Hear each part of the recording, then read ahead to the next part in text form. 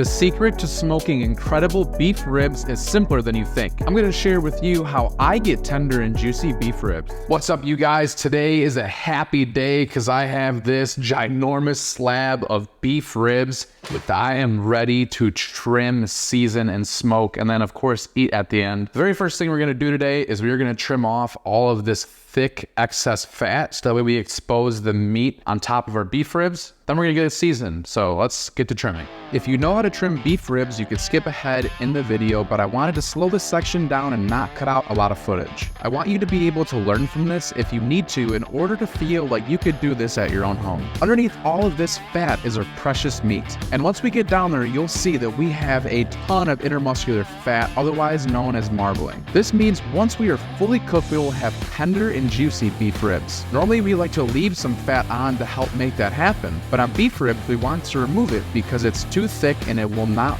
render properly, which will leave us with chewy, gristly bites that are gross. Another factor is silver skin. Silver skin is a thin silvery white membrane of connective tissue that covers some cuts of meats. Silver skin is tough and chewy, and it will not break down like other connective tissues do. If you leave it on, it can make the meat tough and chewy, and it's going to prevent the seasonings from penetrating the meat, which will help us form a bark. On the back side of the beef ribs, there is a membrane just like there is on pork ribs. Pulling it off will yield you the best results, but they are very marginal. I just store them to save time. Today I'm using TX brisket by Killer Hogs for my first rub. I season the backside first, then I get the 4 edges the best I can. Make sure you don't forget about those edges, they'll get a nice bark too. Get the meat side with the seasoning, and then I'm gonna come back across and hit it with this brisket pepper rub that I found at Walmart by Lily's. Coarse black pepper will give us a nice dark color on these ribs and create a nice bark.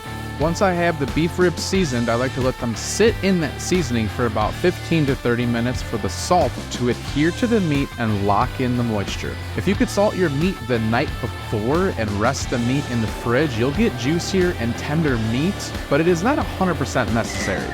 We are out here today at my RecTech 1250. We are going to be smoking these beef ribs at 225 degrees using a blend of hickory and oak pellets called the Hickory Blend by Pit Boss. I have these beef ribs seasoned up in that nice salt, pepper, garlic flavor, and I popped it with a little bit of that extra brisket pepper rub. It's great on beef ribs as well, any sort of beef really. So the goal here today is to let these smoke until they need to be wrapped. We want them to be a really nice and dark color. If we can get them close to that nice blackish color, that's exactly what we want. Typically that happens around 160 to 170 degrees. So these are going to take several hours. It's going to be way more than 4 hours at 225 degrees. We are just going to let them sit, hang out. I'll come check on these periodically, and I'll be sure to show you what they look like at the different stages throughout the smoke. So I'll see you guys soon. It has been 3 hours since our beef ribs have been on the RecTech. Let's open up our smoker and check them out. As you guys can see, we have a really good bark starting to form. Our temperature is starting to climb. We're getting slight pullback on those bones. We still have a little bit longer before I want to wrap it. So let's get it shut back down, and I'll see you guys when we wrap. All right, guys, so we've been on for 5 hours now. Let's go ahead and see what the temperature is on our beef ribs. Looking at about 178 degrees. It's a little bit thicker on this side, 175. And that's perfect. As you guys can see, we have a really good bark that's formed on here. Our fat is starting to render when we poke it. We start to see these juices come out. We've built up a good bark, we have a good color. So I want to get it wrapped now. So today I'm using butcher paper. And look at the drawback on these bones. I mean, this just looks insane. This was a happy cow. So I'm just gonna pick this up. Just gonna get it set here on our butcher paper.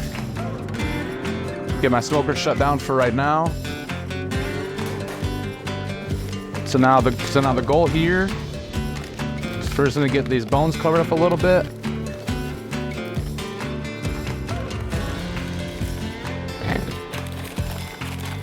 Tuck in the sides. We're gonna fold this over.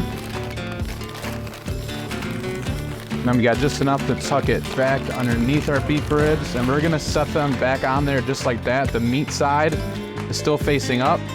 Let's go ahead and lift this up. And we're gonna let these go until they hit an internal temperature of somewhere around 200 plus degrees, just like we do a brisket.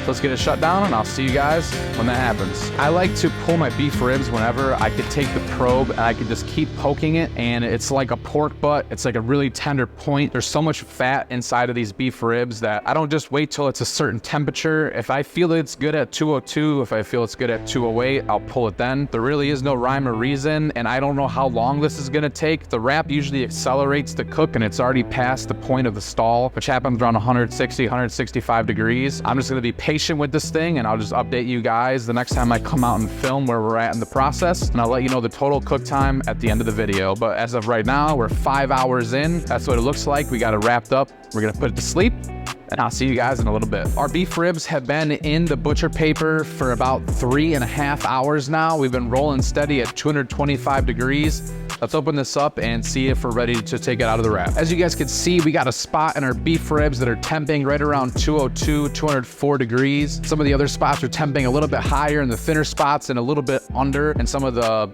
portions that are a lot thicker. What we're gonna do is we're gonna bring this inside and we're gonna let this rest for a good little while. And then we're gonna slice these up and serve them. So let's go inside. The ideal way to rest these beef ribs is to let them drop down to 140 degrees internal temperature before we slice into them. I recommend wrapping in a towel and leaving them in a cooler or putting them in the warming drawer of your oven. The longer we let these rest, the better end result you'll have. I had to rush this today because I have a videographer here, but we still achieved a great result. Well guys, welcome to the dinner table. We have big beef ribs, I have big belly, and I am ready to eat. The bark on this is absolutely incredible. Super peppery, super oily. I mean, this fat just got super rendered in here. As you can see, you can look at some of this meat.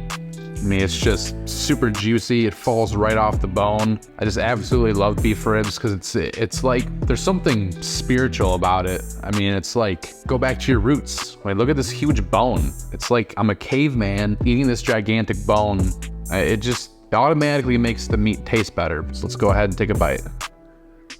If you guys look, we have a super clean bite, and this thing is just packed full of pepper. This is tender, it falls apart in your mouth. I did break the golden rule. I did not let it rest as long as it should have because I'm filming a video at my house and I kind of have to do things like that every once in a while. If I was serving this for my guests, I would have let this rest just like a brisket. I would have kept it in the butcher paper, I would have put it in the oven. Fat will continue to render. All of the juice will suck back into the meat and make it even more tender. But even breaking my own rules, it still tastes amazing and it's still incredible. One of those things where the longer you cook it, the better it is. The only way you're gonna screw this up is if you don't cook it long enough. And all the pepper on here is absolutely amazing. I love that spicy bite on this beef mixed with that fat. I mean, it is just absolutely delicious. If you've liked this video or found it to be helpful to you at all, I ask that you'd give it a big thumbs up. Share this video with your friends, or you could just make these beef ribs and share those with your friends. Subscribe to the channel. We're gonna have videos coming out like this all the time. Everything that I used in today's video along with the recipe, I'll make sure to leave down in the description below. If you guys want to check out another great video just like this one, you can go ahead and click this video right here, and I'll see you guys in my next beef rib.